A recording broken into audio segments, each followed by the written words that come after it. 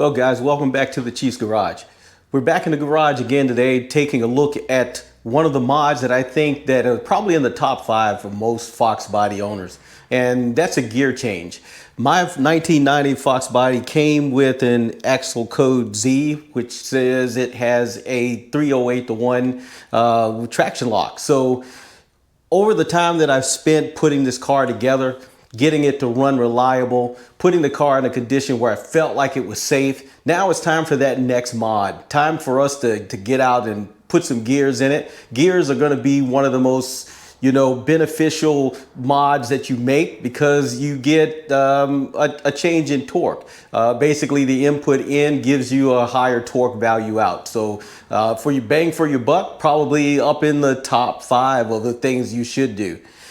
For this swap, we're going to put in a Ford Performance 373. This is a 5-speed car. So back in the days, guys would usually go with 355s, and that seemed to be the going, gear ratio at the time. A lot of those guys drove those cars back and forth to work for daily drivers.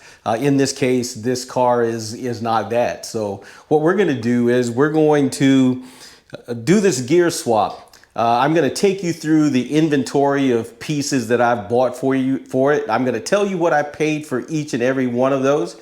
I think that anybody who's contemplating a gear change needs to take a couple of things into account. There are some special tools you're going to need for this. And when it comes to mechanical knowledge, this is probably 5 wrenches out of 5. Not because it's overly mechanical in the process, but because it just takes a lot of patience, guys. There's some parts of this that if you don't get right, your rear gears will howl like a wolf. I mean, it will wear and chew itself up in just a matter of time. You have to have the patience to really put into a gear change because you're going to put this thing together multiple times.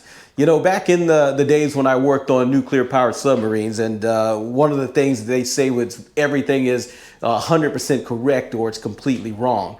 Well, that's not really the case when you're talking about a gear change, because we're going to get the specs that are called for, but at the same time, the gear pattern of how your pinion and your ring gear mesh, that's kind of up to interpretation. We're looking for a place where the heel's not too deep. We're looking for a great pattern on the face, on the power side, and of course on the trailing side. All of that takes into account.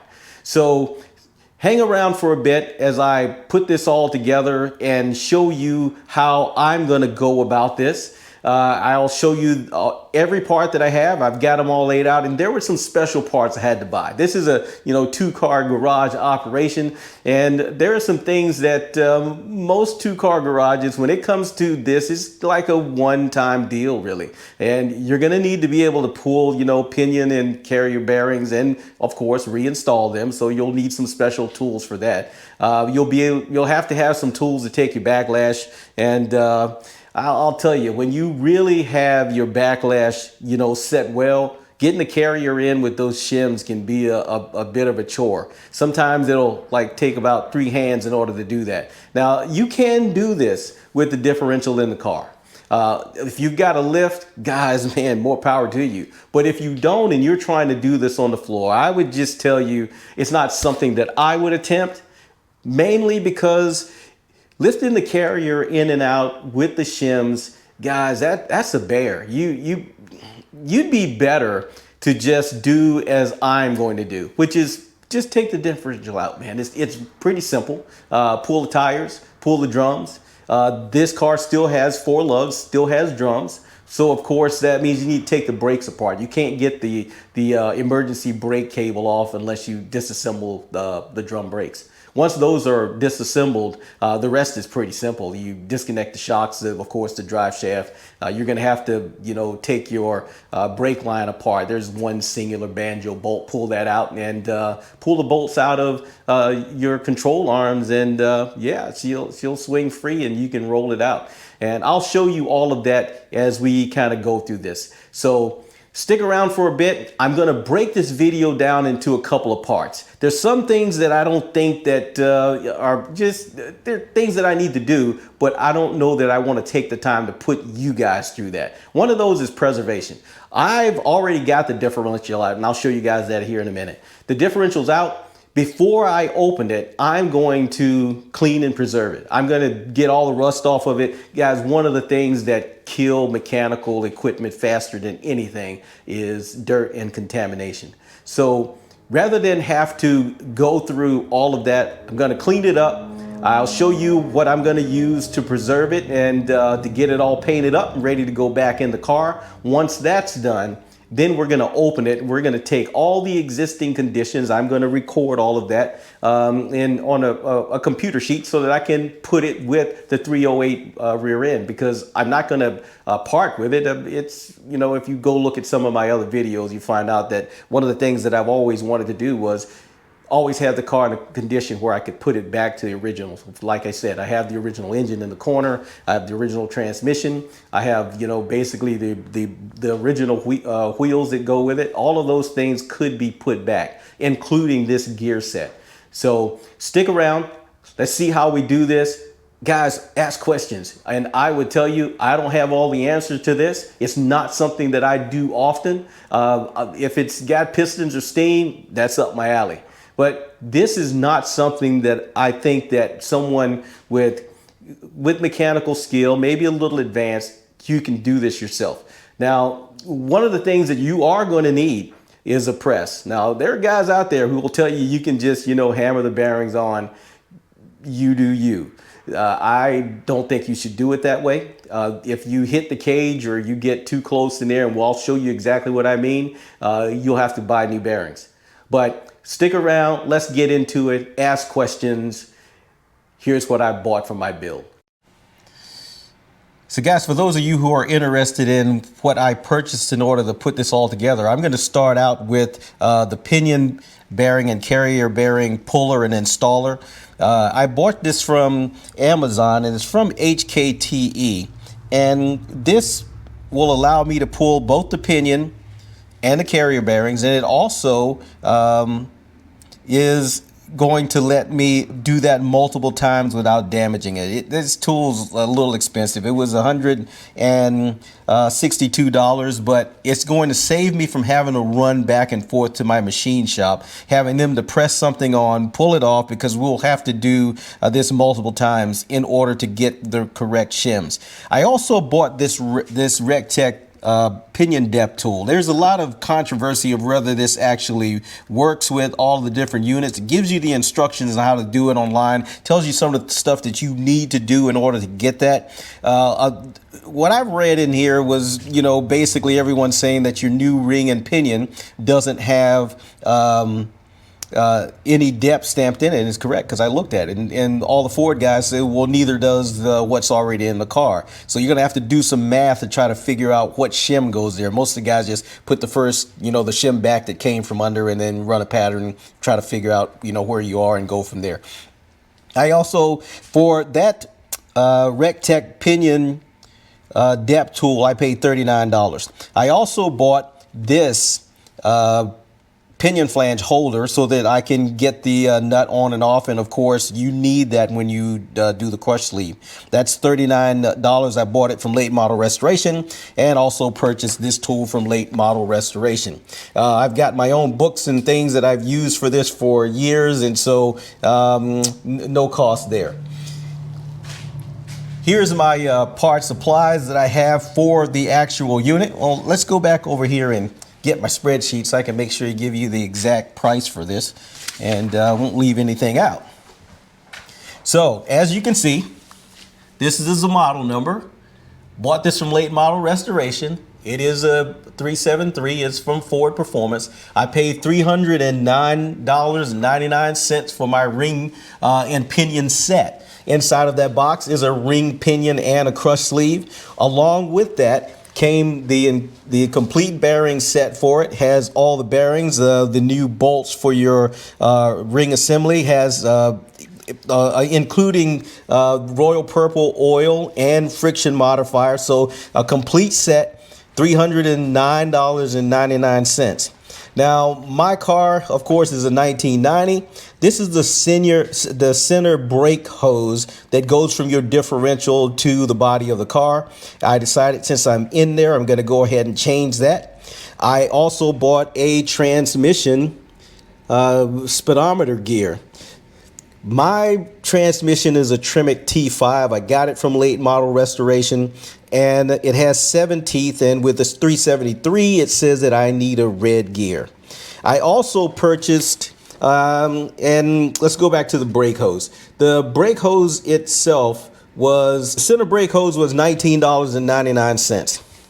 For the pinion flange, which I bought, the pinion flange, guys, you have an opportunity here to, prevent a leak from coming back. Mine actually leaks right now, so I know that it probably has a groove in it, so I'm going to replace it with the seal that comes with the unit. And because I don't want to put a fix-a sleeve on my existing flange, I'm going to replace it with this.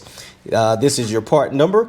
I purchased it also from late model restoration, and that pinion flange was $69. It's only $20 more than buying the sleeve to fix it. When it came to this gear that we're going to use to repair our speedometer and get our speedometer correct, it was $13.99. Now, I'm pulling the upper bushings out of my differential. We're going to replace our bushings with prothane bushings. They don't come with the PTFE oil that goes with it, so you have to purchase that separately. This entire kit that you see here, I paid $30 for, because I paid $21 for the bushings and I paid $9 for the grease. While I'm in it, since my 308 is a traction lock, I'm going to replace the clutches that are in my traction lock. This is the part number for your traction lock. Mine is still working. Both of the tires do pull, but because I'm in there, I'm going to go ahead and do that complete replacement as well. And that carrier clutch rebuild kit's $89.99, and it comes with friction modifier that you need to soak the clutches in before you assemble it. I don't need a differential cover, but I decided to buy this one from late model restoration, and of course you can see it's has the SVE logo. This is because I can drain the oil out of it and check the condition of the fluid without pulling the cap. Once we get this all together and get some miles on it, of course, we should expect to see some wear material in it. But if there's something overly, abundant there, then we could pull the cover and change it, or we could just change the oil. So these are all the parts that I've bought for this. I had mentioned before that you'll need a press. I purchased this one from Amazon. It's a 10-ton press. It's basically designed to be bench top. I've got it sitting on one of my woodworking benches here. And we should have no issue at all. It has plenty of travel to put the carrier in there to get the bearings, pressed back on after we're done. I expect that we're going to have the pinion shaft in here multiple times, because we'll be trying to hit that sweet spot when it comes to setting up our gears there. I want to bring you around to the differential, which I've already got up on sawhorses here to help it to be a little easier to work on. My axles are new. They've got about 2,000 miles on them. I bought them from Summit Racing. This is still a 4-lug car. Because these are new, the bearings are new, the seals are new, I'm not going to replace any of that. I'm just going to pull this out, going to clean everything up. We're going to get it all preserved, and then get things going. And I'll start filming it for you after I've got it all cleaned up and preserved. And I've already pulled, as you can see, I've already pulled the bushings out of the upper control arm housings. Wasn't overly difficult, guys. I just sprayed around them with some WD-40. And I'll when I get into putting this back together, I'll tell you how I did that. Strip the brake lines off. And I think we're about ready to go with this. So in the next video, what you're going to see is the housing completely disassembled, and we're going to be using some of the tools that I have over here on the workbench to determine what our shim should be, and we're going to go from there. All right, guys, so that's the plan. Get the differential up. Once it's all cleaned and descaled and been preserved, then we're going to open it, and I'll start filming again in part 2, showing you what the existing conditions are of the differential, and we're going to record all of those. And once we've done that and have it completely disassembled, we'll clean the internals out, get things starting to go back together. This may take us 3 different filmings, and I'm going to try to keep these down to less than 15 minutes. So thanks so much for your support. Thanks for those of you who have subscribed and asked questions. Guys, I love it. If there's questions that you have, please ask. I may ask some of you because some of you guys have maybe done this more times than I have. So if you see something that I'm doing, then you have a better way, guys, by all means, throw it out there and throw me a bone. Help me to get to where I'm going. I'm looking forward to the performance difference this will have with this new gear set that's in it. I mean, the 306 that's in it, guys, it runs strong. It does exactly what I built it to do. It's right in the RPM range that I expected. But man, this gear set, that's gonna be a game changer. There's a couple of other things that are coming for this car. I've already bought the Terminator X for it, so we're going to put a Terminator X in. I'm going to show you guys that from start to finish. One of the other top 5 things that guys recommend for their Fox bodies is that you put in some type of subframe connectors. And so now that it's cold outside, we're going to go ahead and put a set of subframe connectors in here as well. So stick around. I appreciate you guys watching. Get out there, build something. I'll see you on the next video.